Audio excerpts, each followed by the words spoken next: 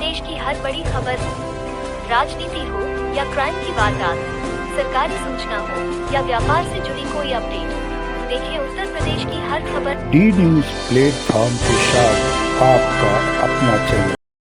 कानपुर। केंद्र सरकार द्वारा अधिवक्ता विरोधी दमनकारी नीति अपनाया जाना व हिंदुस्तान भर के अधिवक्ताओं की विधिक मांगों को वादा करने के बावजूद पूरा न किया जाना व अधिवक्ताओं को पेंशन न दिया जाना, साथ ही नए अधिवक्ताओं को स्टाइपेंड की व्यवस्था न किया जाना जैसे मुद्दों को लेकर कानपुर कचहरी में अधिवक्ताओं ने जिलाधिकारी कार्यालय के माध्यम से ज्ञापन सौंपा। संबोधित ज्ञापन में कहा गया कि हम अधिवक्ता गण अपनी संस्था लायंस क्लब संबंध international media press club register के माध्यम से पुनः अपनी मांगों को दोहराते हैं और महामहिम जी से अपेक्षा करते हैं कि आप हम अधिवक्ताओं की मांगों पर विचार करेगी। हम सभी अधिवक्तागण जब तक हमारी मांगे पूर्ण नहीं की जाती है अंतिम श्वास तक लड़ाई लड़ेंगे। मांग पूरी न होने पर आंदोलन को मजबूर होना पड़ेगा।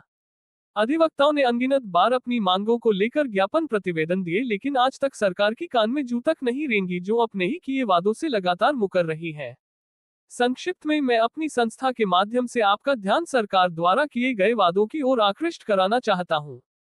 नई दिल्ली में पंडित कन्हैयालाल मिश्र मेमोरियल कमेटी द्वारा आयोजित सेमिनार में केंद्रीय कानून मंत्री माननीय अर्जुनराम मेघवाल ने आश्वस्त किया था कि सरकार वकीलों के मेडिकल एवं जनरल इंश्योरेंस की दिशा में गंभीर है तथा आंकड़े मिलने पर सकारात्मक निर्णय लेने की तथा एडवोकेट प्रोटेक्शन एक्ट पर भी सकारात्मक विचार सरकार करेगी, मगर आज तक कोई कार्रवाई नहीं हुई। हमारी निम्नलिखित मांगे हैं।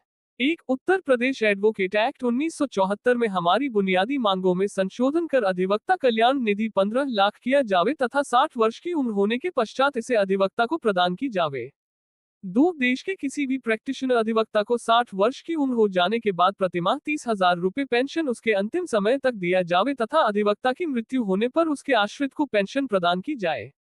3. प्रत्येक अधिवक्ता का 10 लाख रुपए का स्वास्थ्य बीमा तथा अधिवक्ता को लाइब्रेरी मेंटेन करने के लिए 2,000 रुपए प्रतिमाह अनुदान दिया जाए।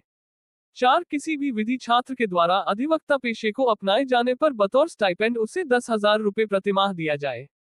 5. देश की प्रत्येक न्यायालय में बहुमंजिलीय इमारतों का निर्माण कराकर अधिवक्ताओं को बेम्बर प्रदान किए जाए। 6. देश में किसी भी अधिवक्ता की आकस्मिक दुर्घटना से मृत्यु होने पर मृतक आश्रितों को 50 लाख रुपए का अनुदान दिया जाए। अधिवक्ताओं के कल्याण के लिए हम लोग बराबर संघर्ष लायंस क्लब के बैनर तले हम लोग बराबर अधिवक्ताओं की समस्याओं को शासन व प्रशासन के संज्ञान में ला रहे हैं। हमने इसके पहले भी ज्ञापन के माध्यम से महामहिम राष्ट्रपति को, माननीय कानून मंत्री को, माननीय मुख्यमंत्री जी को ज्ञापन दिया, लेकिन आज तक हमारी समस्याओं पे कोई भी निदान नहीं किया गया। जो हमारी मांगे हैं उस पर कोई विचार नहीं किया गया। साथियों, हमारा आम अधिवक्ता आज अत्यंत ही विषम परिस्थितियों में संघर्ष कर रहा है। सबसे बड़ी बात है जो 2025 का ये काला कानून है। काला कानून ने आम अधिवक्ताओं की रूल को तोड़ने का कार्य किया। आज अधिवक्ता अपने को असहाय स्थिति में महसूस कर रहा है। ऊपर से जो अधिवक्ताओं की कल्याण निधि है उसको आज तक नहीं बढ़ाया गया। तो साथियों, मैं आपके चैनल के माध्यम से मैं माननीय प्रधानमंत्री जी से मांग करता हूं कि अधिवक्ता कल्याण निधि को 15 लाख किया जाए। जो हमारे नए अधिवक्ता आ रहे अधिवक्ता पेशे को अपना रहे हैं उनके लिए 10,000 रुपये प्रतिमाह स्टाइपेंड की व्यवस्था की जाए, जिससे कि उनको प्रोत्साहन मिल सके, क्योंकि बिना प्रोत्साहन राशि के वे अधिवक्ता पेशे को अपनाने में अपने को ऐसा महसूस करते हैं। साथियों, आज पूरे देश में देखने को आ रहा है कि बड़ी संख्या में हमारे युवा अधिवक्ता साथी तो आ रहे हैं, लेकिन उनके बैठने की कहीं भी कोई भी व्यवस्था आज तक नहीं की गई है।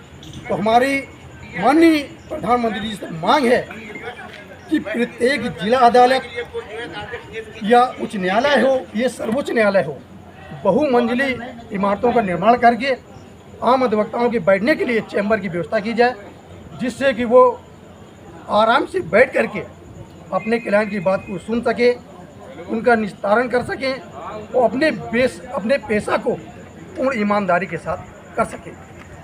साथियों, इसके साथ ही हमारी एक मांग और है कि हमारा अधिवक्ता साथी पूरा जीवन अपना कानून के पेशे में अपना लगाता है, 60 वर्ष की आयु प्राप्त कर लेता है, फिर भी उसको जो है कल्याण निधि नहीं प्राप्त होती। तो हमारा माननीय प्रधानमंत्री से ये मांग है कि जैसे ही हमारा अधिवक्ता साथी 60 वर्ष की आयु पूर्ण करे, उसको अधिवक्ता कल्याण निधि का पैसा तत्काल उसको मुक्त करा दिया जाए। इन्हीं सब बातों को लेकर के हमने माननीय प्रधानमंत्री जी को आज ज्ञापन दिया हुआ। इस पेशे में कड़ी मेहनत करते हैं और न्याय दिलाने के लिए महत्वपूर्ण भूमिका अदा करते हैं। गरीबों को न्याय दिलाते हैं, यहाँ तक कि पीठासीन अधिकारी अथवा कोई भी व्यक्ति हो, चाहे संसद का हो या कहीं का भी हो, विधायक हो, सांसद हो, सबको न्याय दिलाने का काम करते हैं। और हम ही लोगों पर जुल्म हो रहा है, हम ही लोगों की हत्याएं।